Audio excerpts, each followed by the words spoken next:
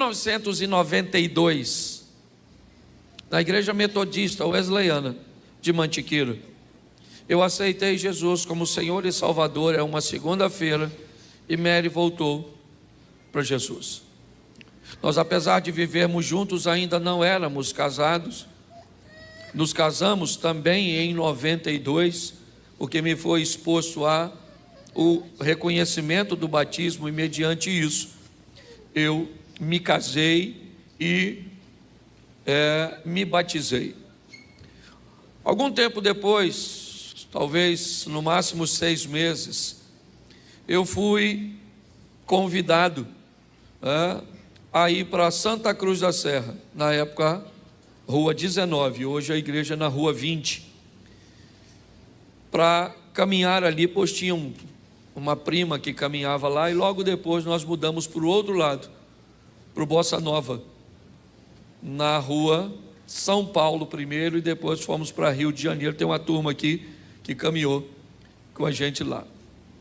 Lá eu dei os meus primeiros passos.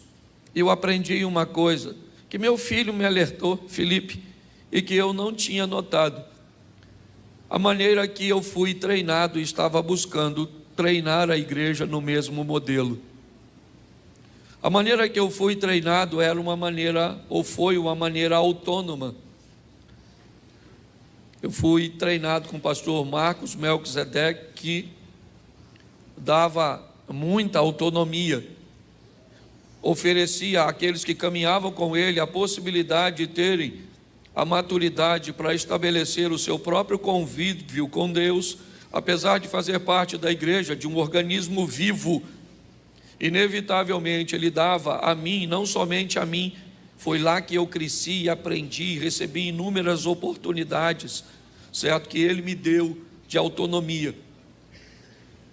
E hoje, quando eu olho para a igreja, eu vejo que eu busco oferecer a mesma coisa. Eu detesto de um ambiente manipulador.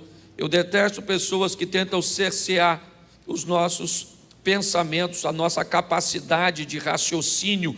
Por isso nossas mensagens, você viu o Diego subir aqui e falar sobre oferta, de uma maneira que busca trazer uma conscientização, um ensino.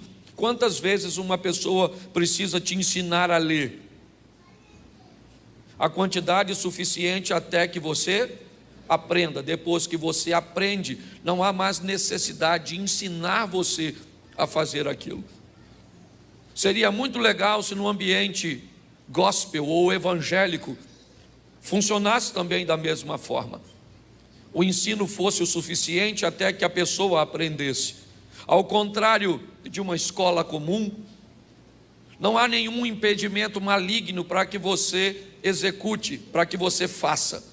Porém, no ambiente religioso, nós temos sempre um grande opositor, um grande adversário, que por mais que você saiba tudo aquilo que você tem que fazer, forças serão empregadas para te impedir, usando você mesmo, usando o mundo espiritual diretamente sobre você, mexendo com suas emoções, com seus sentimentos, e por que não dizer até com seu corpo, tendo o poder de oferecer dores e outras coisas mais.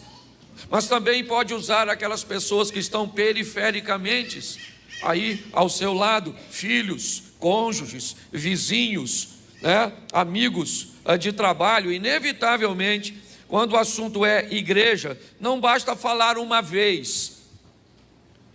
Nós temos que basicamente o tempo inteiro utilizar a didática da repetição. Isso é bíblico. Eu não sei se você já reparou. Se você vai ler, por exemplo, Reis e Crônicas, é praticamente a mesma coisa contada por uma ótica diferente. Se você abre o Novo Testamento, você se depara, por exemplo, Mateus, Marcos, Lucas e João, narrando praticamente as mesmas coisas. Se você vai olhar, por exemplo, Atos dos Apóstolos ou as cartas paulinas, você vai ver o apóstolo Paulo repetindo coisas que os seus ouvintes já sabem, porque estavam no Velho Testamento, mas Paulo está trazendo a memória das pessoas, porque entende que saber no contexto religioso não é necessariamente estabelecer uma execução diária. Parece que há um lapso, um esquecimento, parece que acontece alguma coisa cuja qual nós não desejamos. né, cumprir. Na verdade, queremos cumprir, sim, mas muitas vezes nós não conseguimos, e por isso você retorna basicamente todas as vezes para ouvir quase as mesmas coisas. É impossível que o marido não saiba que precisa amar a esposa, que um filho não saiba que precisa honrar seus pais, que pessoas, né, não saibam como é que tem que se comportar, qual é o padrão comportamental, qual é o modelo comportamental, quais são os códigos da nossa comunidade religiosa. A maioria das pessoas já sabe. Colocar em prática, me parece, tem sido o grande desafio de todos nós. No primeiro momento eu falei da fé, aquilo que faz Deus distinguir pessoas. Deus não escolhe pessoas, não. Ele escolhe fé, pessoas capazes de acreditar. É para isso, quando ele olha para Noé, o que vê em Noé? Ele vê em Noé a capacidade de acreditar que ele não vê em outras pessoas. Quando ele olha para Abrão e diz: eu vou formar um povo através de você, porque Abrão era bonito, era alto, era rico. O que tinha esse indivíduo? O que ele tinha é a capacidade de crer, e sustentado nela, ele foi escolhido por Deus para formar um novo povo. Uma das maneiras que nós precisamos entender para viver na nossa vida debaixo de milagres é estreitar o nosso relacionamento para com Deus, e ele é feito através da fé. Sem fé é impossível agradar a Deus. A fé torna possível, não executável, ok? Posso todas as coisas naquele que me fortalece, sim, ou suporto, talvez numa tradução mais próxima da genuína, mas sempre é importante você ver que Deus nunca diz simplesmente que vai nos dar tudo a não ser a salvação, porque todas as outras coisas estão patentes aos seus olhos e ao seu entendimento a respeito se é bom ou não para cada um de nós. Na minha segunda mensagem, eu conversei com vocês sobre governo. Pastor, por que o senhor está repetindo? Exatamente para trazer a memória. Você quer ter um relacionamento bom para com Deus? Aprenda a ter fé. Por que é que o descrédito é algo extremamente expansivo, grande, nos dias de hoje, apesar de não é de hoje que isso acontece? Porque inevitavelmente, como seres humanos, podemos cometer o erro, o equívoco de tratar a Deus, nivelando Deus no mesmo ambiente que nós estamos inseridos. Quando nós olhamos para uma série de instituições hoje, nós olhamos que há uma ausência de fé em nós para acreditarmos nessas pessoas. Nós temos dificuldade de acreditar nos políticos, nós temos dificuldade de acreditar na polícia, nós temos dificuldade de acreditar na medicina, nós temos dificuldade de acreditar nos profissionais autônomos, nós temos dificuldade de acreditar nos pastores. Todos os dias nós vemos um se envolvendo no escândalo, com dinheiro, com drogas, com sexo. Qual é o propósito disso? O propósito disso é abalar a fé das pessoas. Por que é que temos uma mídia tão preocupada e focada em descredenciar a igreja? Nossa proposta é ampliar sua visão, para que você aprenda a fazer suas próprias escolhas de uma forma sábia. Porque suas escolhas... Perdão, traz água por favor para mim. Inevitavelmente, suas escolhas, elas refletem a pavimentação do futuro. Tudo aquilo que você faz, inevitavelmente, você vai ter que se encontrar. Suas ações, na verdade, me parece funcionar como bumerangues. Aquilo que você inevitavelmente arremessa, mas num determinado momento volta para a sua mão. É assim que funciona. Por isso, o meu propósito de falar de fé, porque nós estamos vivendo num ambiente, você sabe, uma das coisas que mais destrói casamento, ausência de fé. Ué, pastor, fé em Deus? Não, fé que o indivíduo que vive com você pode mudar. A maioria dos casais que vem falar comigo que quer separar, eles não acreditam mais que o marido mude, que a esposa mude. que o outro mude. Por quê? Porque não mudou faz tanto tempo, já prometeu tantas vezes, que a credibilidade, quando a credibilidade é comprometida, inevitavelmente a ausência de fé se instala. Na minha segunda mensagem eu falei sobre o governo, pessoas desgovernadas, pessoas que não conseguem governar seus desejos por compra, por comida, por sexo, por nada, por celular, nada, não consegue. Há um tempo atrás eu levei uma pessoa no sítio, eu tenho um sítiozinho ali pequenininho, levei uma pessoa para lá, 40 minutos depois, a menina estava tremendo. Falei, o que houve? Não, me leva daqui, me leva daqui, me leva daqui, aqui não tem sinal de celular não? Eu falei, não, então me leva. Ela estava tendo um surto, porque não tinha. E eu falei de gente tão desgovernada, desgoverna a sua língua, desgoverna tudo. Não presta atenção no que, não tem governo de nada. E a Bíblia diz que o homem foi criado para quê? Para quê? Para governar. Está lá no Gênesis, depois você lê, está no primeiro livro, não dá nem tanto trabalho. Tudo que eu estou falando, você é capaz de aprender lendo um capítulo da Bíblia. Gênesis 1, fé e governo. Sol para governar dia, lua para governar noite. O que a Bíblia está dizendo? Se está de dia, se está bom, se favorável, governe. Se está escuro, se está inóspito, desagradável, governe. Porque a maioria das pessoas se lasca com a perca de governo.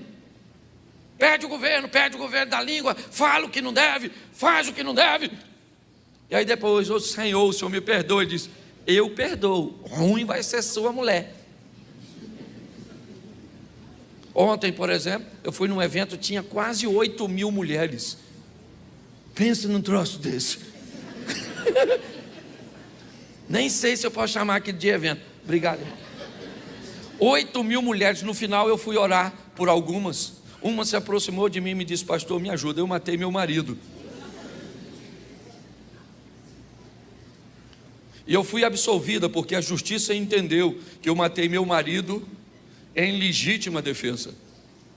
Minhas filhas me perdoaram porque elas acompanharam o processo e sabem que foi em legítima defesa. Na verdade, eu nem queria matá-lo, mas eu não consigo me perdoar. Eu não consigo perdoar. Aquela imagem não sai da minha mente. Aliás, eu estou contando essa história para vocês para pedir oração para algumas pessoas. Uma me procurou e disse, pastor, eu estou nesse evento, meu marido tentou me matar essa semana, e eu vim para cá, e ele já me mandou a mensagem que assim que eu voltar para casa, ele vai me matar. Ela disse, eu já denunciei, mas eu não tenho proteção. Então, inevitavelmente, e eu vi o sofrimento dessas pessoas. É só por isso, eu devia ter falado isso antes, mas coloquei na mensagem, para que vocês me ajudem em oração. Eu vou colocar até depois do nosso grupo, ok?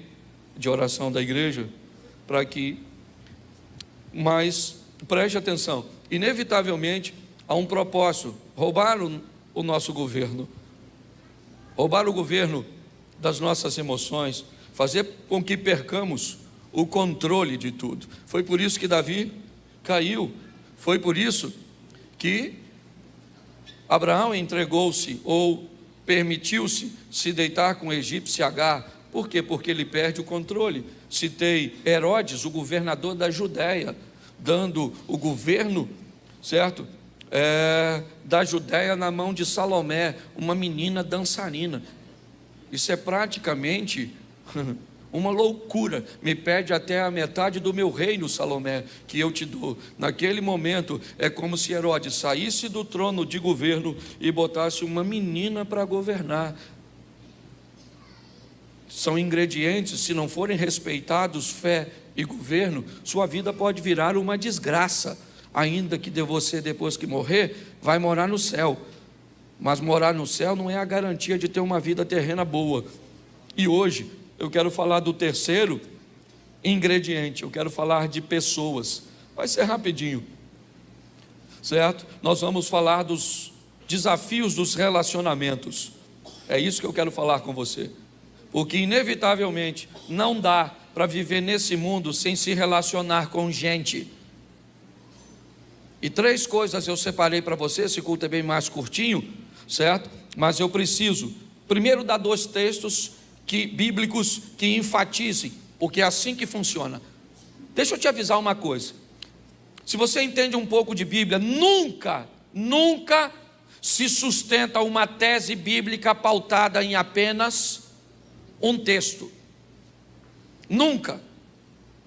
O correto é que uma tese bíblica sempre esteja pautada em 3, ou se possível mais textos, porque senão alguém pega um único texto contextualizado numa história totalmente diferente e fica fácil enganar você. É como se alguém, imagine, a mulher sábia edifica, aí alguém olha para você e diz: olha, essa frase está errada, vou ler para você direito. A mulher sábia edificar em casa.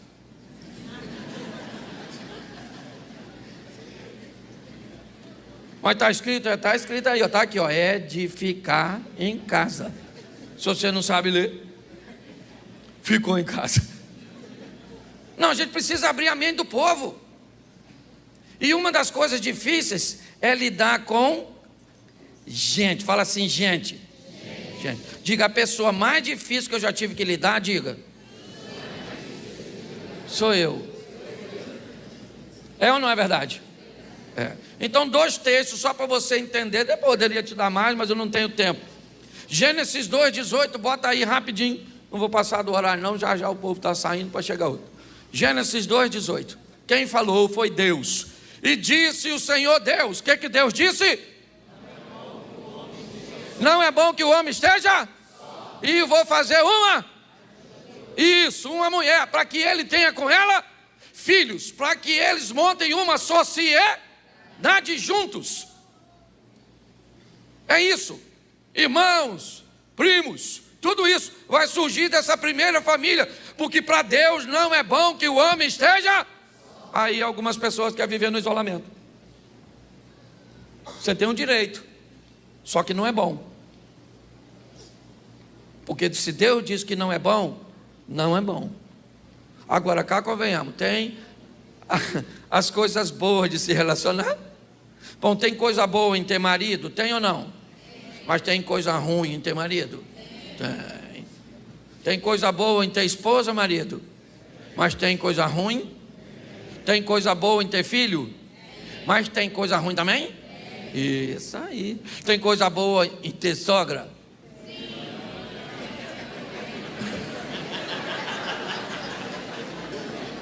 Tem coisa boa em ter cunhado?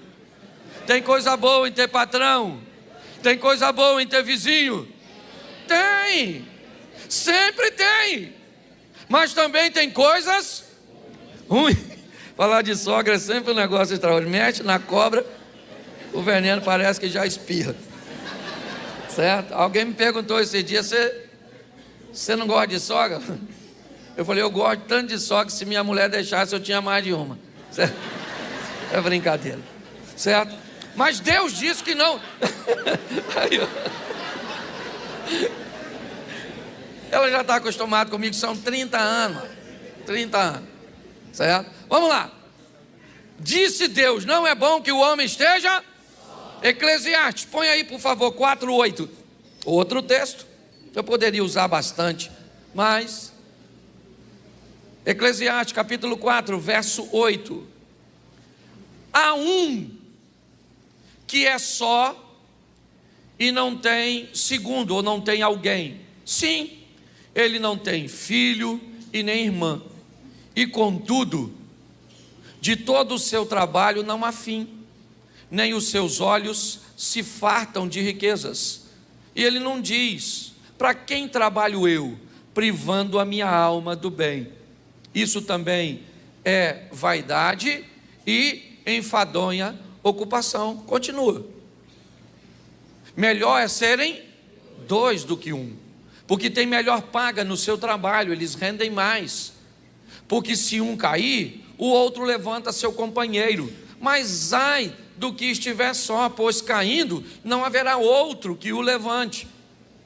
Também, se 2 dormirem juntos, se aquentarão. Mas um só, como se aquentará. E se alguém quiser prevalecer contra um, os dois resistirão. E o cordão de 3 dobras não se quebra tão depressa. O texto diz, marque aí na sua Bíblia. Há pessoas que escolhem ser sozinhas, não vão ter ninguém ao seu lado. O que elas vão fazer? Provavelmente mergulhar em atividades, buscando tirar delas o melhor proveito, sem jamais se perguntar: para quem eu estou trabalhando? Ou o que eu estou fazendo, se não há um legado a ser deixado depois de mim? E a Bíblia começa a explicar tudo isso, e o propósito é único: explicar, expor a necessidade que temos e a importância de lidar com gente, pessoas. Por isso eu separei 3 coisas. Primeiro, o que são pessoas. Eu quero te mostrar e perguntar se elas são todas iguais. E por último, eu vou te mostrar o que nos aproxima e o que nos distancia. É rapidinho, parece muita coisa, mas não é não. O que são pessoas? Bota o texto, eu quero o texto para o povo ler. 1 Tessalonicenses, capítulo 5, verso 23. 1 Tessalonicenses 5, me ajuda aí, irmão, que hoje eu vou precisar bastante de texto, tá bom? Se puder já ir anotando, porque no segundo culto fica mais fácil. 1 Tessalonicenses, capítulo 5, sei que o equipamento aí não está legal, eu já vi que ele não estava funcionando bem. Se não der para colocar, é só sinalizar que eu resolvo aqui. Tá bom, Douglas? Me avisa aí. 1 Tessalonicenses 5, 23, porque não pode demorar, senão atrapalha o andamento aqui. Isso. E o mesmo Deus de paz vos santifique em tudo. Repita comigo: todo o vosso espírito e alma e corpo. Tome somente aí, para a gente ganhar tempo. O mesmo Deus vos santifique em tudo. Ok? Tudo. Totalidade. E o que é o tudo aqui? O ser humano. E tudo do ser humano se resume numa das suas semelhanças para com Deus. Qual é, pastor? A Trindade. Façamos o homem à nossa imagem e à nossa semelhança. A semelhança não era física, lógico. Uma das semelhanças nossas para com Deus é o poder de criatividade que herdamos dele, é verdade. Mas uma das semelhanças mais claras é a Trindade. Assim como ele é Pai, Filho e Espírito Santo, nós somos corpo, alma e espírito. E aí eu quero mostrar a você que se pessoas são corpo, alma e espírito, ela tem 3 necessidades. E quando você tiver um problema com pessoas, quando você quiser investir em pessoas, defina quais das 3 áreas fará seu investimento, ou você irá analisar para resolver uma questão. Pessoas vão ter problemas em áreas físicas, materiais, corpo, terão problemas em áreas emocionais, alma, e terão problemas em áreas espirituais, espírito. Então eu vou te mostrar e você faz a sua leitura do texto bíblico para mim, por favor. Gênesis, capítulo 30, ou capítulo 25, verso 30. Coloca para mim. Se é corpo, alma e espírito, me ajude a entender isso aí. Gênesis 25, 30. E disse Esaú a Jacó: deixa-me, peço, comer desse guisado vermelho, porque estou cansado. E por isso chamou o seu nome Edom. Nós olhamos para uma necessidade de um camarada que vai se enfiar numa das maiores enrascadas da sua vida. E o que Esaú tem? Uma necessidade física, emocional ou espiritual? Faz a leitura para mim. Física, por quê? Porque ele tem. E quando tem fome, perde o governo, vende sua primogenitura para seu irmão. Uma queda estabelecida por uma necessidade material. Olha o prejuízo que esse cara, se conseguisse o controle, ele está em casa, ele tem mãe, ele tem uma série de coisas que poderia recorrer. Mas ele olha para a comida e sua fome fez com que ele jogasse tudo fora. Por quê? Porque pessoas fazem besteiras quando têm necessidades extremas, materiais. Pegam dinheiro a 30, 40, 50, 100% de juro, porque têm necessidades. Fazem coisas extraordinárias e acabam se prejudicando. Dá uma olhadinha para mim. Atos dos Apóstolos, capítulo 4, verso 34. Isso, 4:34. Isso. Não havia, pois, entre eles necessitado algum, porque todos que possuíam herdades ou casas, vendendo-as, traziam o preço, ou seja, trazia tudo do que fora vendido e o depositavam aos pés dos apóstolos. Com isso eles ganhavam credibilidade, respeito, admiração. Eram pessoas que eram vistas como piedosas, como pessoas capazes de abrir mão de coisas materiais. Mas o capítulo 5, no verso 1, bota para a gente aí, porque é o contexto desse texto que eu vou te dar agora. 5:1. Isso. Mas certo varão chamado Ananias, com Safira, sua mulher, vendeu uma propriedade e reteve parte do preço. Lembra no capítulo 4? Quem vendia entregava o quê? Entregava o quê? Mas ele vendeu e entregou parte do... Mas disse que entregou? Disse que entregou? Mas entregou? Mas ele disse que entregou? E por que que ele disse que entregou tudo? Porque ele queria se parecer com gente que fazia coisas que ele não tinha coragem de fazer. Esse camarada tem uma necessidade material, sim ou não? Sim ou não? Não. Ele tem uma necessidade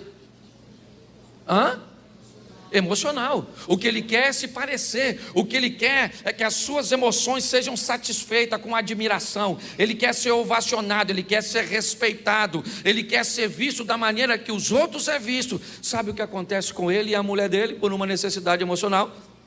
Os dois morrem perante Pedro, que disse exatamente o seguinte: Ananias, por que você veio aqui contando mentiras? A propriedade não era sua, cara. Vendendo você ficava com o dinheiro todo, ficava para você. Ou então vinha aqui e dizia: olha gente, eu vendi por 50 mil, mas eu só vou dar 25, porque eu estou precisando do restante. Beleza, ninguém está te pedindo nada.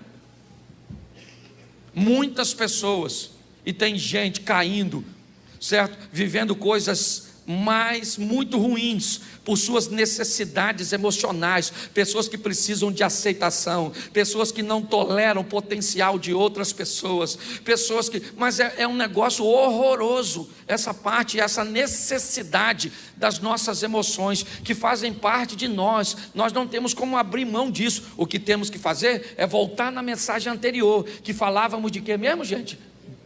De quê? De governo. Governo minha vida. Eu já falei isso aqui. Eu fui jantar com o Mary uma vez. Na hora que veio a conta foi R$3.500. Um negócio de um tal de um fundi, que nem comida direito era. Lembra, Mary? A gente devia estar umas 12 pessoas. 3.500. Eu falei: o que é isso? Naquele dia eu falei para ela, eu não podia brigar com ela, porque quem tinha convidado ela para ir era eu. Porque se fosse ela que me botasse numa furada dessa, o bicho ia pegar. Mas ela olhou para mim, como quem disse assim: bem feito, lembra? Estou rasgando o coração hoje aqui, filho. E aí depois, na hora de ir embora, eu falei com ela: querida, olha só, nunca mais nós saímos com esse povo para comer, nem para tomar água, quanto mais para comer. Você tem que aprender a se controlar a necessidade. Só que preste atenção, ela é só gente da alta, né, Jane? Nossa, eu me senti importantíssimo. Mas custou.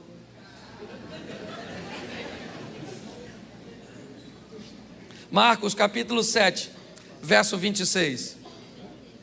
Marcos 7, 26.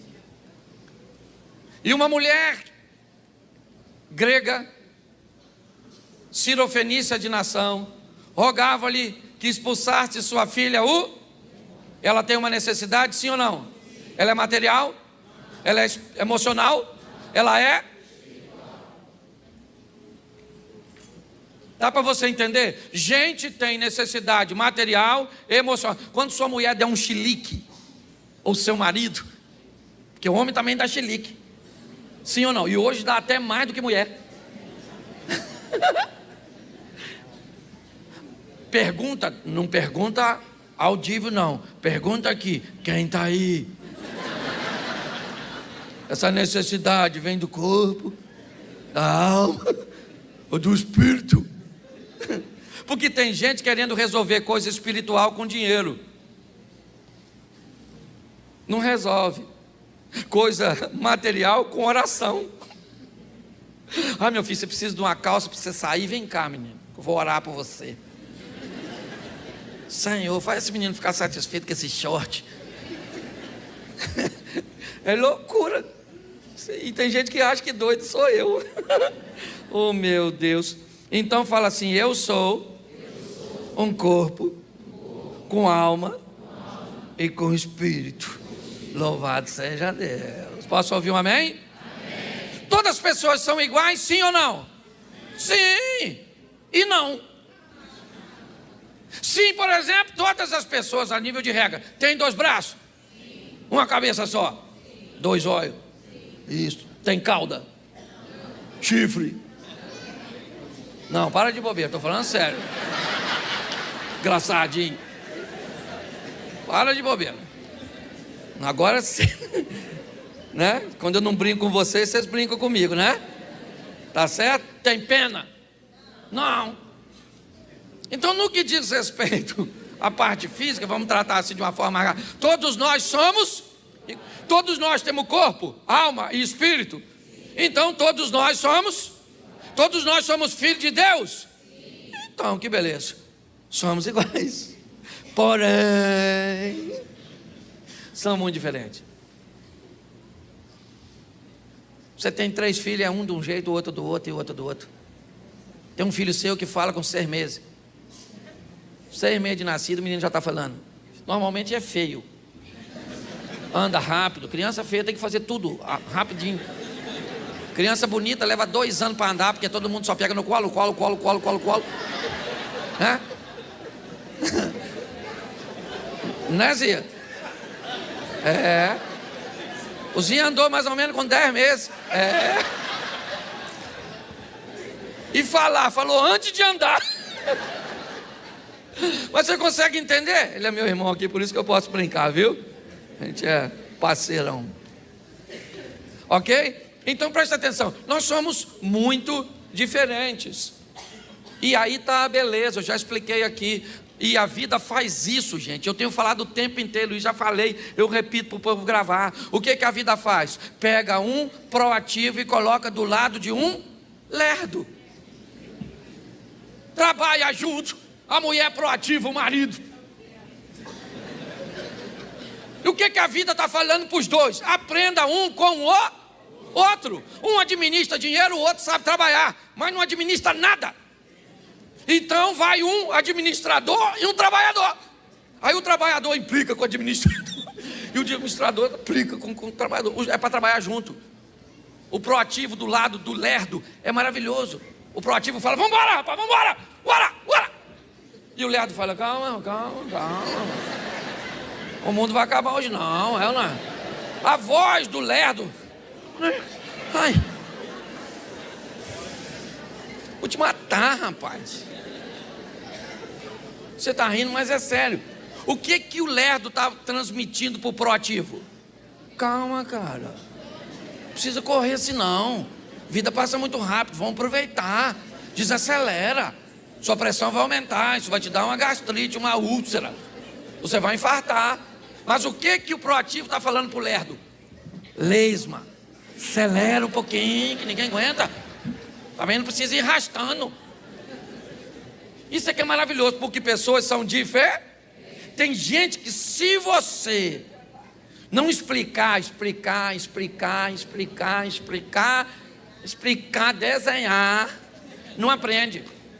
Tem gente que, se você tentar falar tudo, já foi embora, porque já entendeu. Te deu a conta de luz e o dinheiro, pronto, o que você sabe? Aí, é para fazer o que aqui? É para você ir no McDonald's, sentar e ler o que está escrito aí, não é verdade? Mas tem gente, é assim ou não é? Tem gente que pega nu, mas tem gente que se você abrir a cabeça e botar dentro, não funciona. Isso é maravilhoso, gente. Isso é gostoso demais, porque diminui uns, aumenta outros. Isso é muito gostoso. Então aprenda a lidar com gente. Na igreja tem gente, mas muito difícil, que se eu não conhecesse o sistema, eu diria que veio direto da região mais baixa do mundo para cá. Não tem gente que parece que vem assim, já vem vermelhinho, não tem? Nem esfriou, eu não. É bom falar coisa ruim de forma legal, né? Então aprenda uma coisa aqui. O que aproxima pessoas?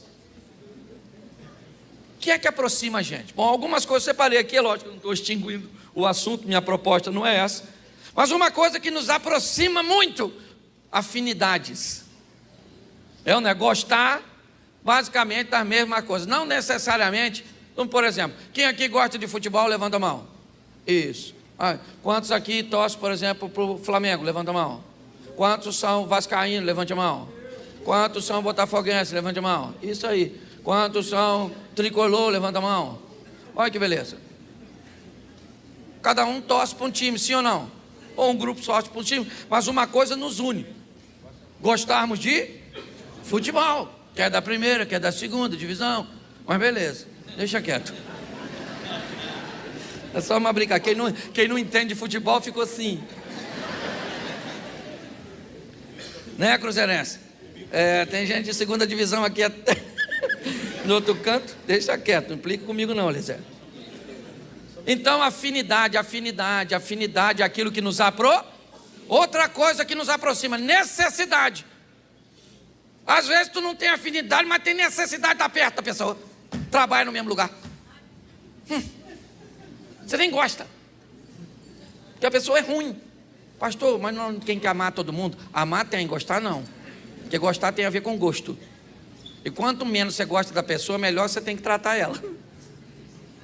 Quanto mais você gosta, pode notar, eu gosto do Ozzy, a gente tem uma intimidade. Você pode notar que eu fiz diversas brincadeiras com ele, que eu não faria com um montão de gente aqui, que eu não tenho intimidade.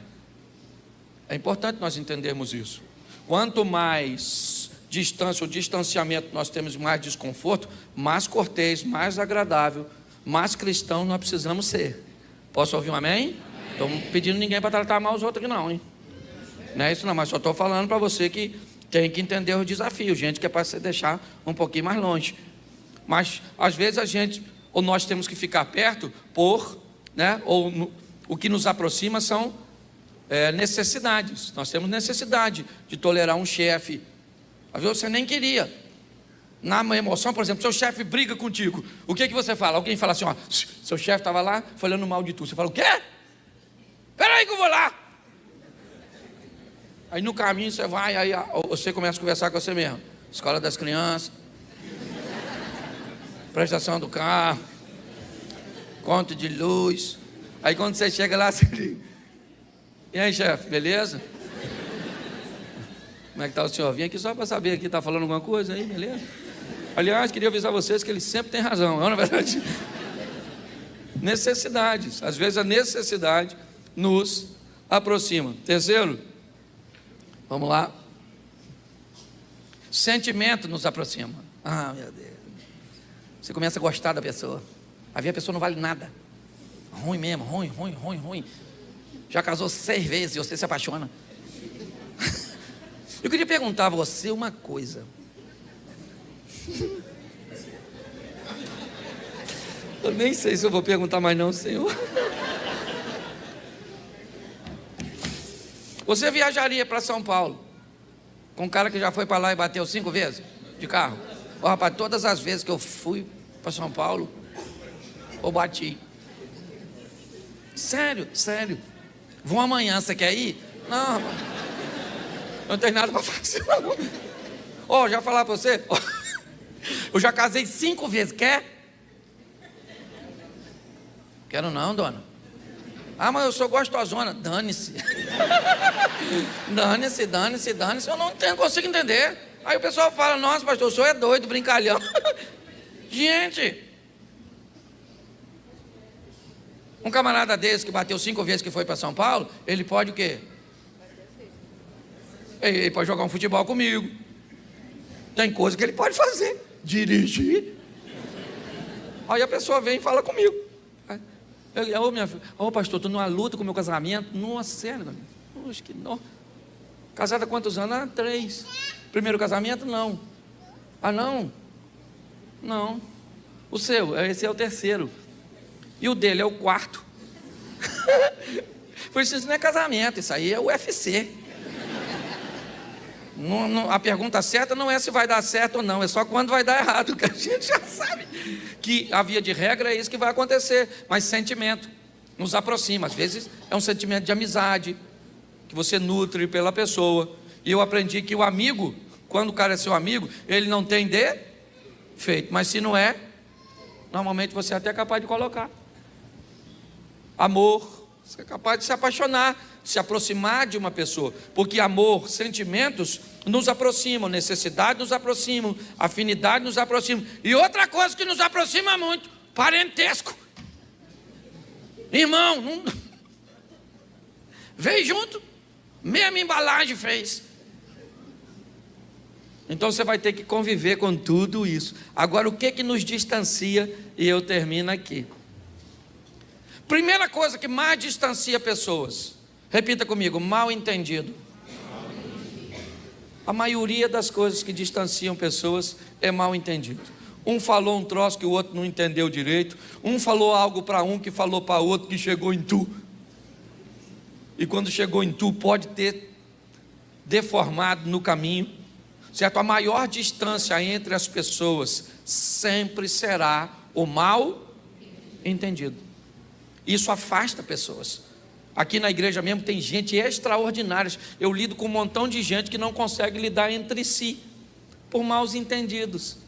Um falou, o outro disse, que o outro disse, que não sei o quê, que um disse que o outro falou, que o outro viu, que o outro viu. E se você procurar a prova, não existe.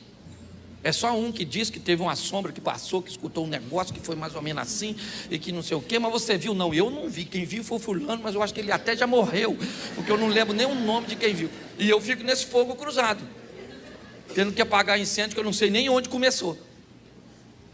Então é difícil lidar com gente, pessoas, ingredientes necessários, porém precisamos de habilidade. Outra coisa que distancia a gente, resultado. Pensa num troço que distancia. Quando alguém tem um resultado melhor que o seu. Já diz o Caim com Abel.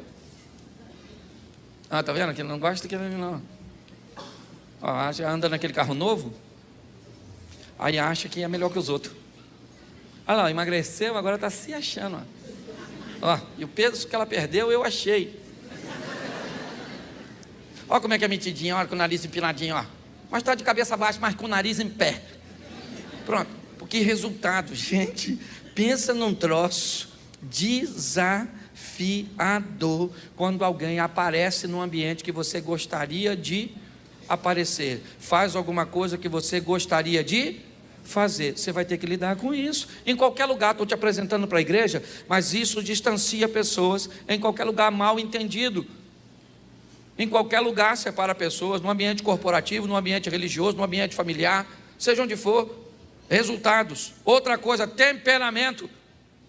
Separa a gente demais da conta.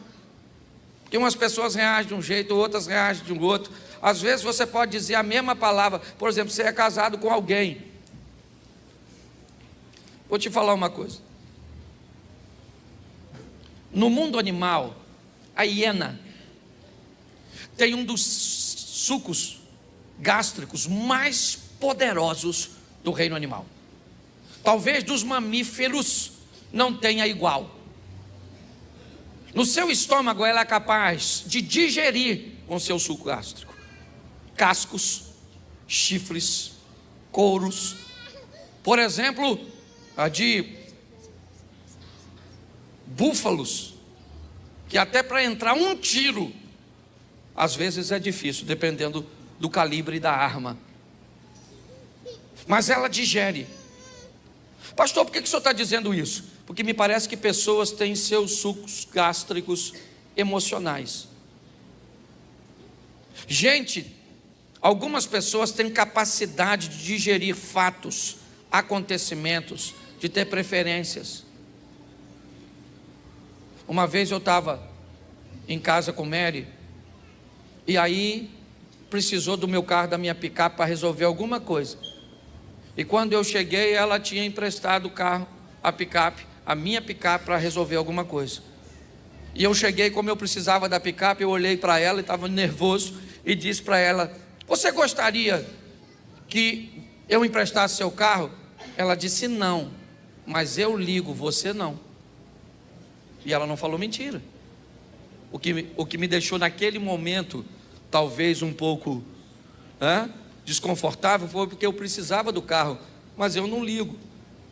Então, se eu não ligo, ela pode emprestar meu carro, mas eu não posso emprestar o dela, porque tem coisas que eu não ligo, mas ela liga, e vice-versa.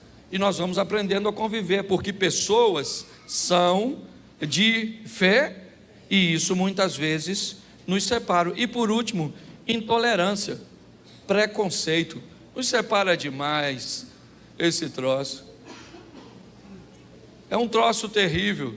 Eu estabelecer um preconceito porque você tem a pele mais escura do que a minha.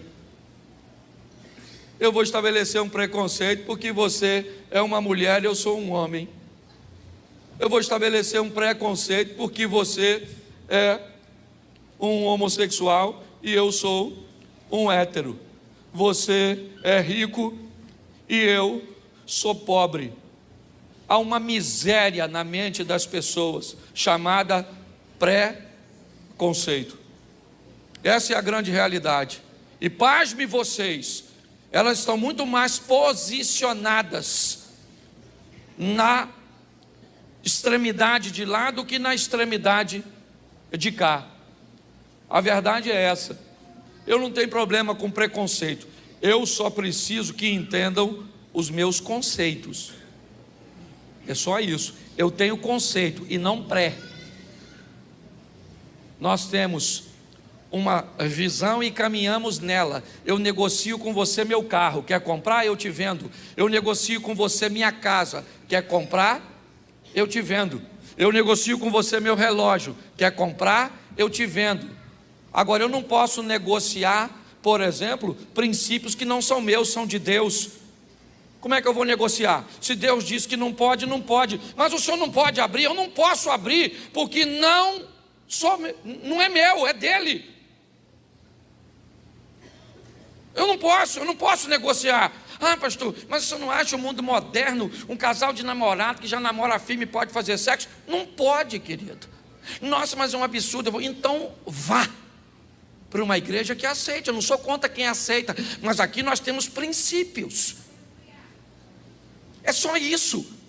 E nós não vamos negociar aquilo que não é nosso, que é de Deus. E o dia que você achar que não dá para caminhar com a gente, primeiro venha esclarecer o motivo pelo qual quer ir embora. E depois eu aprendi na maturidade. Todos os dias tem gente chegando e todos os dias tem gente indo embora. Então para quem chega, eu abro os braços. Para quem vai, eu aceno. Mas a minha vida tem que continuar. E a sua também. É assim que funciona. Agora, não existe protocolo na sua casa? Existe, porque a casa é sua. Na sua casa entra bebida alcoólica? Na sua casa entra filme pornográfico? Por quê? Porque o protocolo da sua casa é determinado por você. Nós precisamos colocar esses ingredientes. E hoje aqui eu encerro falando nesse ambiente de pessoas, que não dá para mim extinguir o assunto em 45 minutos. Mas eu queria que você estivesse, primeiro, preparado com a fé. Segundo, governasse, principalmente a você mesmo. 1000 cairão ao teu, 10.000 à tua. Sabe por quê? Porque você não tem o controle daquilo que acontece ao seu redor. Mas quando chega em você, mas você não será, porque você pode ter o governo de si mesmo. O que a Bíblia está dizendo é que ao seu redor pessoas caem. Por quê que elas caem? E você não cai. Não porque eu sou melhor do que ela, não. O que a Bíblia está querendo dizer é que 1000 caem do teu lado, 10.000 à tua direita, mas o seu governo, a sua fé te mantém de... É isso. Você não pode controlar a periferia, mas você pode controlar o centro. O tema da minha mensagem hoje é: surpresa, ele chegou. Hoje eu quero mostrar a você que foi uma grande surpresa quando Jesus chegou.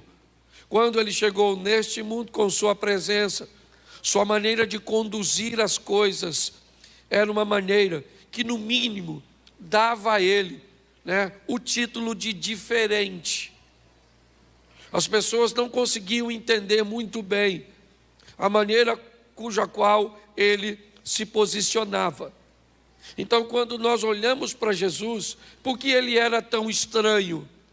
Por que pessoas achavam que ele era alguém tão estranho? Bom, fisicamente ele era semelhante a todos. Quando nós olhamos Judas Iscariotes, ele traindo Jesus, ele precisou oferecer aos soldados uma senha, um código, porque os soldados não sabiam diferenciar Jesus de seus discípulos. Jesus era tão parecido com seus discípulos que poucas pessoas, se não tivesse caminhando com ele, teria dificuldade. Normalmente, se você observar, até nos filmes que nós olhamos, quando nós olhamos para aqueles filmes, para aquelas fotos, você pode notar que há uma semelhança muito grande de aparência, de vestimenta. Hoje, inevitavelmente, é muito comum em determinados ambientes nós conseguimos identificar quem é o chefe, quem é o pastor. Tem a ver com roupa, tem a ver com cadeira, tem a ver com lugar, tem a ver com posicionamento, que consegue diferenciar. Jesus, ao contrário, certo? Ele buscava se fazer próximo, ele buscava se fazer igual às pessoas no que diz respeito à aparência, mas bem diferente no que diz respeito a valores e postura. Então, fisicamente, ele era igual, mas quando ele se comportava, ele era diferente. Então, para todos era uma grande surpresa. Por quê? Porque ele traz um modelo novo, um modelo diferente. A maneira, e é isso que eu vou mostrar a vocês hoje. Ele chegou, e quem é ele? Ele é o diferente. Mas diferente por quê? Ele se veste diferente? Não, ele se veste igual a todo mundo. Por quê? Porque ele não frequenta a festa? Não, ele ia às festas. Por quê? O que fazia de Jesus, alguém diferente dos demais? O posicionamento de seus valores, a maneira cuja qual ele defendia aquilo que ele acreditava. Jesus era altamente influente, uma capacidade muito alta de influenciar. Esqueça a sua divindade, porque se Jesus fazia isso porque era Deus, com certeza nós não vamos poder replicar o modelo, porque nós não somos. Se Jesus usava algum poder divino para buscar exercer esse nível de influência, nós não teremos sucesso. Por quê? Porque nós não temos esse poder. É importante você entender que tudo que ele conduzia com a sua humanidade, com a maneira de ser um ser humano, porém a postura e o posicionamento dele era diferente. Eu vou pedir só aí para ter cuidado com a criança se fizer barulho, tá bom? Tem o berçário ali, dá um pulinho lá, tá bom? Então, olhe para mim. João capítulo 7, verso de número 46, é o primeiro texto que eu quero colocar. Eu quero colocar a princípio 3 textos com vocês. João 7, 46. Responderam os servidores: nunca, repita comigo, nunca. Nunca homem algum falou assim como este homem. Preste atenção, porque aqui nós vamos notar o primeiro ambiente que eu quero citar para vocês sobre a diferença de Jesus. Quem são os servidores aqui? Me parece que alguns soldados ou alguns homens preparados e enviados pelos escribas para pegar Jesus, prendê-lo, capturá-lo e levar à presença deles, me parece que a princípio para um simples interrogatório. Aí os servidores vão para lá onde Jesus está ensinando, está pregando, com o propósito de prender Jesus. Quando eles chegam, provavelmente tem bastante gente e eles não vão se arriscar prender Jesus naquele ambiente onde ele está rodeado de pessoas que querem ouvi-lo. Vai gerar confusão. Então, inevitavelmente, eles param para escutar o que Jesus está dizendo, para depois que escutar Jesus falar, ele diz: espera ele falar. Quando essa multidão for embora, a gente vai lá e prende o homem e leva. Só que quando eles começam a ouvir Jesus, ele descobre que ele é bem diferente de todos os homens que eles já ouviram. A maneira que ele fala é altamente, ou com muita autoridade, mas ao mesmo tempo ele consegue ter amor quando fala. Ele confronta a verdade, estabelecendo os princípios, e os homens estão escutando Jesus falar para depois prendê-lo. Quando Jesus termina de falar, eles desistem de prendê-lo e falou: não vai rolar, não vai dar para prender esse cara. E aí ele volta para dar notícia para aquela turma, e ele diz assim: nunca. Eu fico imaginando a cara dos escribas e fariseus. Olha, nunca nós escutamos, nunca homem algum falou com este homem igual a ele. Em outras palavras, eles estão dizendo: cara, além de nós não prendermos, quase que a gente não volta. Quase que a gente fica por lá e vira discípulo dele. Por quê? Porque ele é muito diferente de todos vocês. Sabe? Nunca homem algum falou desse jeito. Segundo texto, João, capítulo 9, verso 32. João 9, 32, dá uma olhada nesse texto. Desde que o mundo é mundo, nunca se ouviu que alguém abrisse os olhos de um cego de nascença.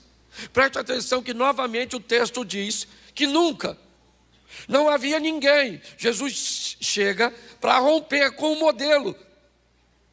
Dá uma confusão danada, porque ele cura um cego, era sábado esse dia, os caras não gostavam. Por que os caras não gostavam? Porque eles não tinham autoridade para curar ninguém.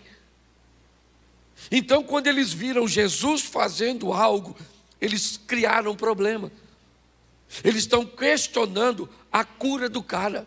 Jesus acaba de dar vista para um cego, e aí estão interrogando o cego: como é que você ficou curado? Ele falou: foi o Jesus aí, rapaz, passou aqui, cuspiu, fez um lodo, passou no meu olho, mandou eu me lavar. Quando eu voltei, eu estava vendo.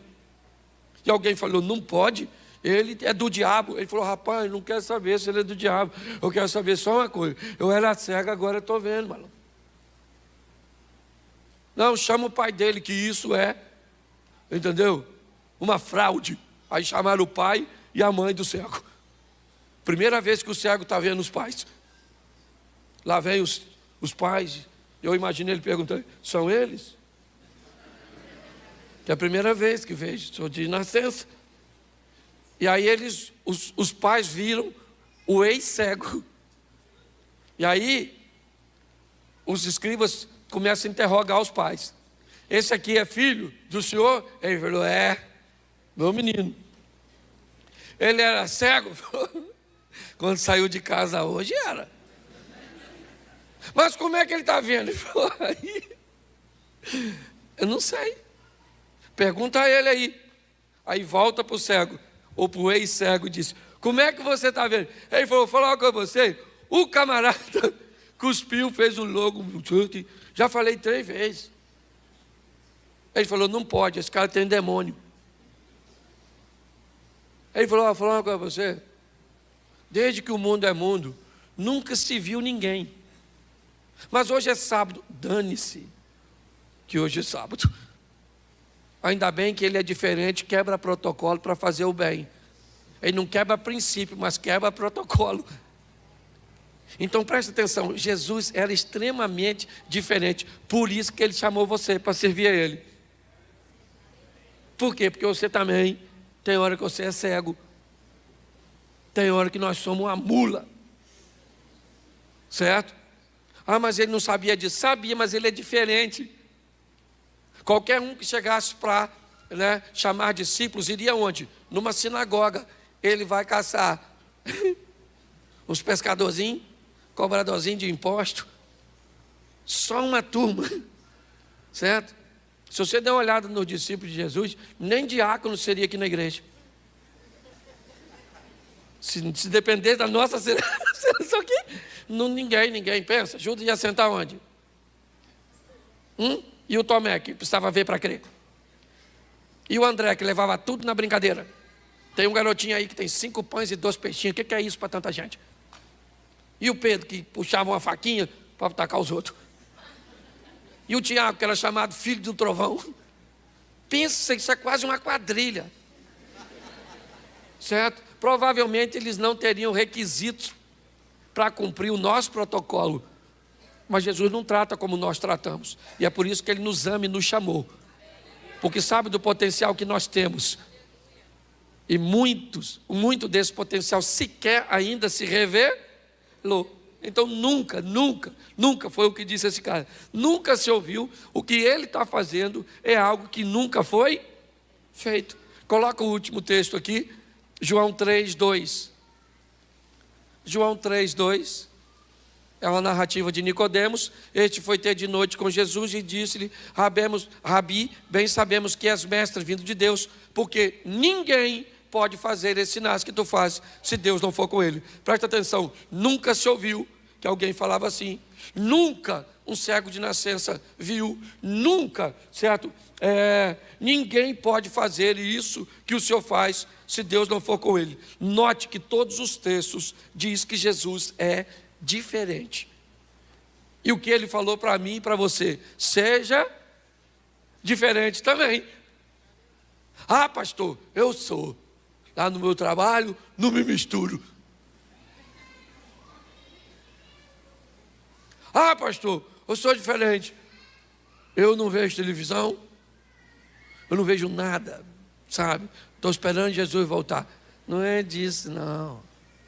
Ah, pastor, eu uso uma saia lá em cima. Ou melhor, lá embaixo. Certo? Falei lá em cima, parece ter rabo de cavalo crescendo para baixo. Certo? Então, o que é saia para a gente? Para a gente, projeto recomeçar. Ela não é nem aqui, e nem aqui. É só descer um pouco, mediana. Você está entendendo? É equilíbrio. Então eu vou te mostrar agora por que é que ele, já deu para notar que ele é diferente. Mas olha como ele vai agir, é que vai tumultuar a cabeça de todo mundo. Ele entra no lugar que ninguém entra e não é para ser influenciado, é para ser um influenciar isso. Porque tem gente que pode usar o que eu estou... Pastor, por isso que eu vou no boteco. Para influenciar. Eu até tomo um negocinho assim, mas eu prego a palavra. Não é disso que eu estou falando. Certo? Então presta atenção nesse texto, nesses textos. Vai ser rapidinho que a voz está bem. Primeiro, Jesus começa a quebrar um protocolo bem difícil daquela época. Conversar com mulher que não fosse a dele. Isso já era um problema. Se tivesse sozinha então, se iniciasse um diálogo, era pior ainda. E ele começa a quebrar algumas coisas. E só para você entender, vamos lá. Louvado seja Deus pelas mulheres. Tem mulher aí? Orgulho de ser mulher, orgulho de ser feminina. Motive essa feminilidade nas meninas. Bota brinquinho, bota batom, bota mesmo. Maneira, veste umas roupinhas. Se tem um troço que eu não gosto é de ver mulher com aparência de homem. Porque o homem é feio. Certo? Então, por favor, certo? Cuide dessas meninas. Louvado seja Deus pelas mulheres. Eu não gosto muito de feminismo, porque feminismo não gosta de mulher. Então, seja feminina, querida. Olhe para o espelho e diga: eu me amo. Não estou bem, mas não sou a melhor versão de mim mesma no momento. Certo? Mas eu ainda chego lá. Ok? Então, vamos lá? João 4, 27. Note como é que sempre tem uma conotação de surpresa. Disso vieram seus discípulos e maravilharam-se, ou seja, ficaram surpresos de que ele estivesse falando com uma mulher. Todavia, nenhum deles lhe perguntou, ou lhe disse, que perguntas, ou por que fala com ela. Preste atenção, porque Jesus, ele vai ter um encontro com uma mulher sozinho. A dona foi tirar água, uma mulher de vidinha meio esquisita, certo? Provavelmente, se ela contasse para você que Jesus encontrou com ela sozinho, você não ia acreditar, porque você ia imaginar que Jesus apareceria num círculo de oração, num culto, numa igreja, mas nunca com a dona dessa de 5 maridos, uma vidinha bem complicadinha, certo? Ela está perto do poço e Jesus vai encontrar com ela. Por quê? Porque ele está quebrando. Ele é diferente. Todo mundo via numa mulher, não fala não, só pensa. Se eu falasse para você aqui agora, tem uma dona em pé aqui, já casou 5 vezes, está caçando outro. E ainda está com o marido de outro aqui. O que você diria que ela é? Não fala não, só pensa. Uma mulher que teve 5 maridos, já está no 6º. Pelo amor de Deus, dona. Vai tomar uns remédios para baixar esse fogo. Certo? Só que quando eu olho, Jesus marca um encontro com ela que ela nem sabe. Enquanto todo mundo está olhando aquela mulher por um prisma, por uma ótica, Jesus olha e diz assim: vou fazer dessa dona uma evangelista.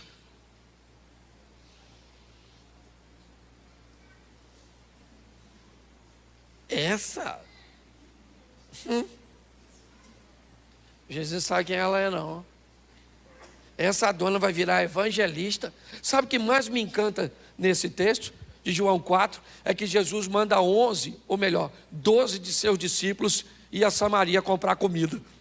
Eles entram na cidade de Samaria, compram comida e não chama ninguém para ter um encontro com Jesus. Volta os 12 caras trazendo comida sem ninguém. A mulher vai sozinha. Chegou lá e falou para os homens: aí, encontrei um cara lá na beira do poço. Alguém falou: novidade, dona. A senhora encontrar um homem, fala algo novo. Ela falou: não, eu estou falando sério. E eu tenho quase certeza que ele é o Messias. Você não falaria assim? O Messias? Conversando com a senhora? Ele apareceria para qualquer pessoa, dona. Mas não com os seus atributos. Ela falou: estou falando, contou tudo que eu tenho vivido. E os discípulos que vão à cidade voltam sem ninguém, e a mulher que vai sozinha leva um montão de gente. Pare para pensar. Ao quebrar os paradigmas, a romper de uma forma diferente, Jesus é capaz de transformar alguém que ninguém dava nada por ele em um potencial extraordinário para a expansão do seu reino. Deus não escolheu você e a mim por acaso. A minha vida era tão ruim que essa moça estava me namorando, e era meu tio que me criava. Meu tio falou para ela aqui, larga esse menino, que isso não tem futuro, isso não vai a lugar nenhum, isso não é nada, e provavelmente daqui uns anos não vai ser coisa nenhuma. Olha que palavra profética extraordinária. do homem que me amava, que era meu tio. Só que ele me olhava pelos olhos humanos, enquanto a ótica de Deus estava sobre a minha vida. Deus sabe quem você é, não está enganado, Ele chamou você, sabe, porque pode fazer a sua vida ser extraordinário nessa terra, aqui. Tome posse disso. Posso ouvir um amém? Amém. Isso. Outra coisa, Lucas 19, 7. Lucas 19, 7. Vendo tudo isso, murmurava, dizendo que entrava para ser hóspede de um pecador. Está lá Jesus de novo, surpreendendo as pessoas. Pare para pensar. Vamos imaginar o Papa, uma autoridade. Eu vou usar ele porque é uma grande autoridade religiosa. Vamos imaginar que ele viesse a Xerém. Onde você acha que ele iria? Provavelmente na paróquia. Sim ou não? Sim ou não? Ali para dentro, não sei se tem ainda, mas tinha a Casa da Luz Vermelha. Isso. O moço que algumas pessoas chamavam de sogro. Você acha que ele iria lá? Sim ou não? Sim ou não? Sim ou não? Claro que não. É a imagem dele. Pare para pensar. É a nossa imagem. Não estou falando mal. Estou usando ele porque é uma autoridade. É só isso. Eu estou dizendo o programa cujo qual nossa mente está estabelecida. Quando Jesus chega em Jericó, passando por Jericó, ele vai à casa de um cara que ninguém iria. Ele entra na casa do Zaqueu para comer com ele, para sentar com ele.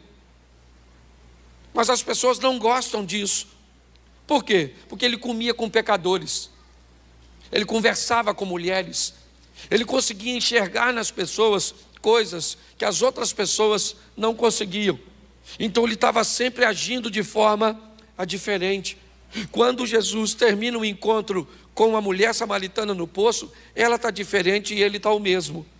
Quando Jesus sai da casa de Zaqueu, Jesus continua o mesmo e Zaqueu está diferente. Preste atenção. As pessoas ficam surpresas com o que ele está fazendo, mas o que ele está oferecendo é um modelo para mim e para você. É isso que aconteceu. Nossa, todos murmuravam e ficavam dizendo do lado de fora: olha, o seu mestre come com o pecador, já já ele vai estar pecando. E no final da reunião, Zaqueu se levanta e faz uma confissão. E Jesus disse: hoje veio a salvação a essa casa, porque também este é um filho de Abraão. Então dá licença agora que eu estou indo embora, mas cumpri o meu propósito aqui. Ele era diferente e surpreendia-se, ou todos se surpreendiam com ele. João 8, 9. João 8, 9. Isso. Quando ouviram isso, saíram um a um, a começar pelos mais velhos até os últimos. Ficaram só Jesus e a mulher que estava no meio. Preste atenção. Essa é a mulher adúltera de João 8. Jesus agora vai, me parece, entrar no ápice de uma confusão mental daqueles que estão perto dele. Jesus vai defender alguém que está errado. É um momento muito importante. Tem diversas testemunhas que trazem a mulher. Ela foi pega em flagrante de adultério. Não é falso testemunho. Ela estava adulterando. Todo mundo sabia que ela estava adulterando. Não havia uma informação equivocada.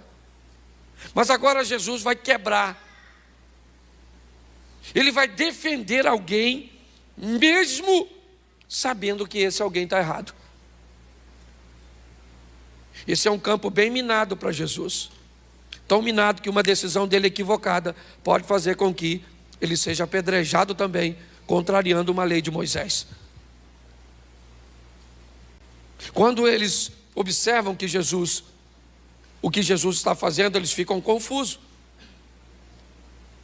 Mas o desfecho dessa história é muito interessante. Porque você pode dizer para mim, pastor, Jesus está defendendo uma mulher que estava errada? Não, ele não está defendendo uma mulher que está errada. Ele está defendendo uma mulher que cometeu um erro e está sendo julgada e condenada por pessoas que também erram. É isso.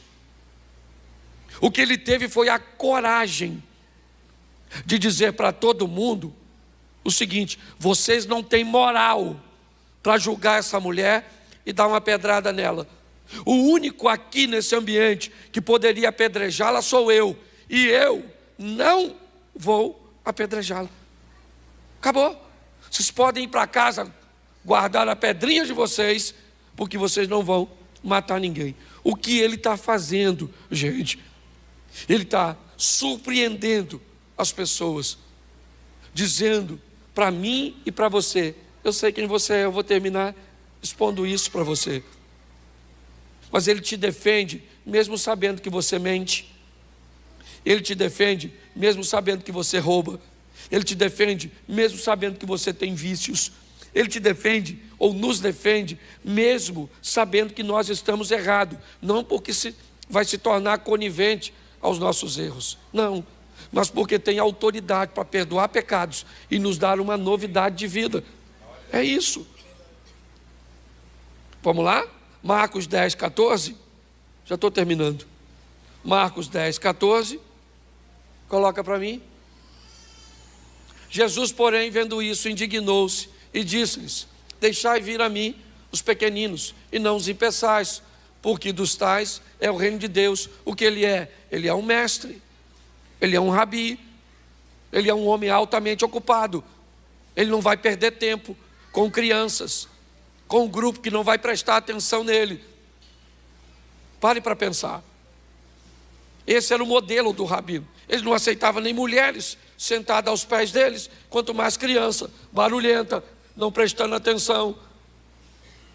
Quando de repente alguém está trazendo as crianças para perto de Jesus, os discípulos digam: não, o que essas crianças estão fazendo aqui? Jesus disse: não, deixa as crianças vir até mim, eu vou orar por elas, eu vou abençoá-las. O que ele está sendo? Diferente. Só isso. É isso que o mundo está precisando, de gente diferente. Sabe qual é o grande problema do Evangelho? A modernização do Evangelho está tornando todo mundo igual. Esse é o grande problema. Vamos falar um palavrão agora, mesmo sendo crente. Por quê? Porque o palavrão é só para ativar, é só para fazer alguma coisa, para extravasar. Vamos nos vestir como todo mundo está se vestindo. Eu digo, de maneira onde não há decência, onde não há ordem. Eu não estou dizendo para viver de uma forma retrógrada, ultrapassada ou fora da moda. Não é isso que eu estou dizendo.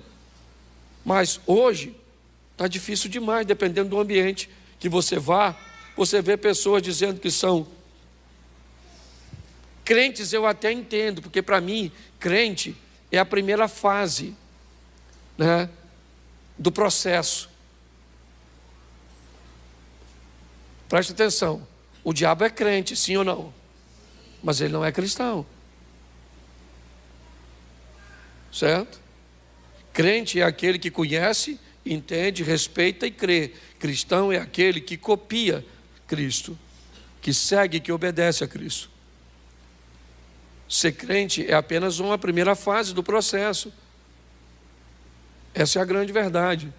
Eu, quando eu olho a minha caminhada cristã, eu estou aí com 30 anos, 31 anos, no Evangelho. E eu levei, acredito, que quase 15 para transicionar de crente para cristão.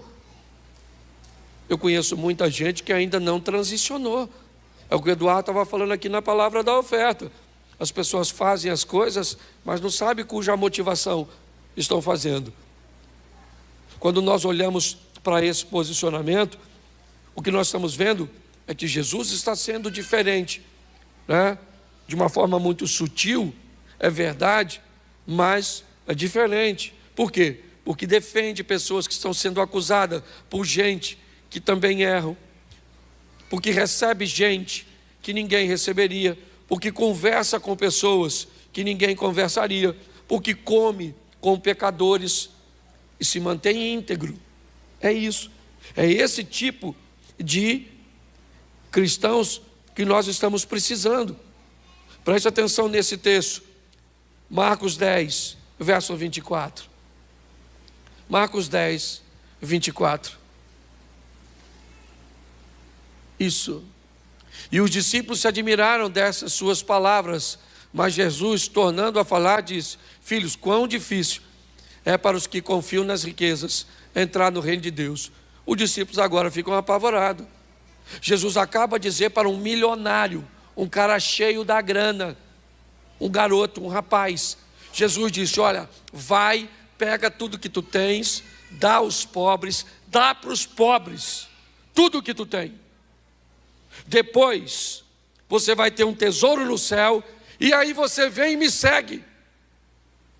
Eles disseram: não, não é isso. Você tem que falar para ele que ele tem que se converter, pegar o dinheiro dele, ser dizimista, ser ofertante. O senhor está rompendo o modelo. Ele disse: não, ele está preso no dinheiro. Eu quero mostrar para ele e para todos que o meu modelo é diferente.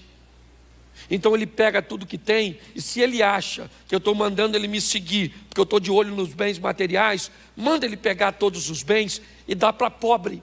E quando ele não tiver nada, ele vem para mim, para que ele descubra que eu quero ele, não os bens dele. Porque a grande verdade é o seguinte, irmão: basta Jesus ter você, que ele tem tudo que você tem.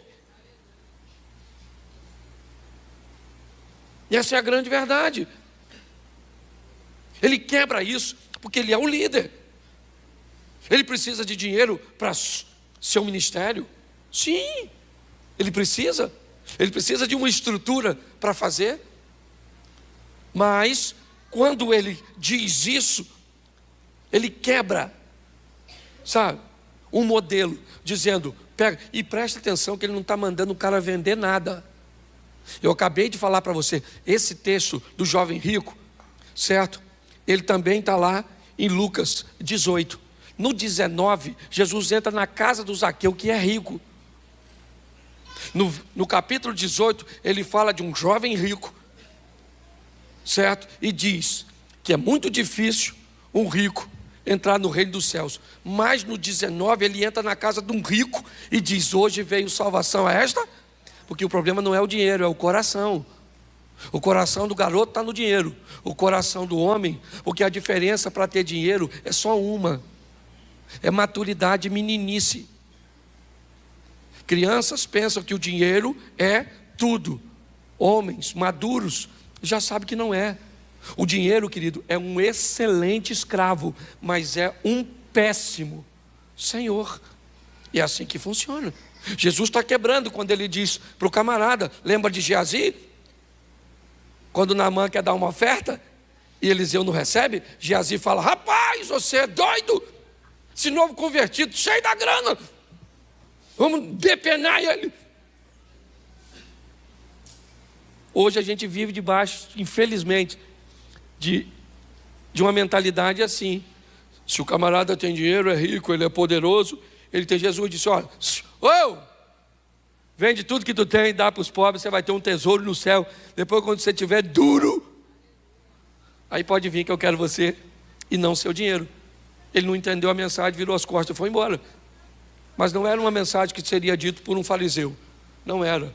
O próprio Judas, quando viu a mulher derramar um unguento nos pés de Jesus, disse: isso poderia ser vendido. Jesus falou: você não está entendendo. Os pobres vocês sempre vão ter convosco. Fica quieto, camarada, deixa a dona cumprir. É essa diferença, sabe, que nós precisamos muito mais do que olhar em Jesus, é ter no ambiente cujo qual nós frequentamos. Mas eu queria que você entendesse uma coisa. Marcos capítulo 4, verso 41. Marcos 4, 41. e sentiram um grande temor. Novamente eles estão surpresos e eles dizem uns aos outros: mas quem é este que até o vento e o mar lhe obedecem? Eles estão andando com Jesus, estão vendo Jesus conversar com gente que ninguém conversava. Eles estão andando com Jesus, estão vendo Jesus parar para lidar com situações de maneira cuja qual eles sabiam que nenhum dos líderes daquela época.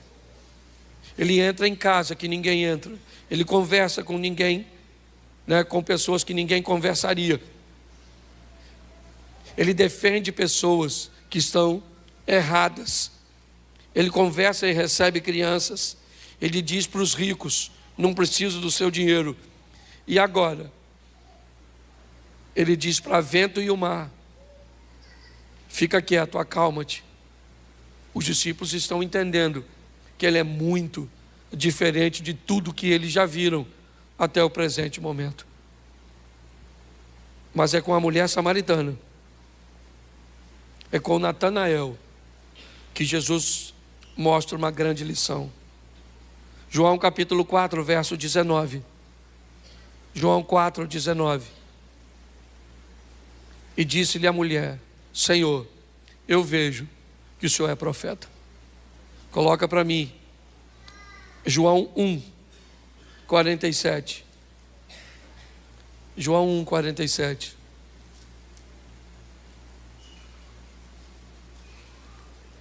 Jesus viu Natanael vir ter com ele e disse dele: eis aqui um verdadeiro israelita, em quem não há dolo. Bota o verso 48 para... Isso. Disse-lhe Natanael: de onde o Senhor me conhece? Ou de onde me conheces tu? Jesus respondeu e disse: antes que Filipe te chamasse, eu te vi, estando tu debaixo da figueira. Preste atenção e eu termino aqui. Jesus disse para a mulher samaritana: você não sabe quem eu sou, mas eu sei quem você é. Jesus disse para Natanael: você não faz ideia de quem eu sou, mas eu sei quem você é. É importante nós entendermos isso. Nós sabemos poucas coisas sobre ele, mas ele sabe tudo sobre nós. Ele sabe tudo sobre a sua infância. Ele sabe tudo sobre a sua adolescência. Ele sabe tudo sobre a sua juventude. Ele sabe tudo sobre o seu casamento. Ele sabe tudo sobre os seus negócios. Ele sabe tudo, tudo, tudo a seu respeito. Essa é a grande verdade. Porém, ele é diferente. Talvez qualquer pessoa que soubesse tudo sobre nós usaria um pouco desse tudo para nos constranger, para nos pressionar. Mas ele não. A proposta dele é dizer: eu sei quem você é, e eu sei que você está errado, mas eu vou te defender. Eu sei que ninguém gostaria de comer com você, mas eu gostaria. Eu sei que ninguém gostaria de estar perto de você, mas eu quero. Mas eu não mereço. Pois é, eu sei quem você é, eu não estou enganado. Eu quero mudar a sua história. Eu quero ter a oportunidade de entrar na sua vida e mudar a sua história para sempre. A grande questão é: as pessoas precisam se surpreender quando você sair da igreja com Jesus. Essa é a grande verdade.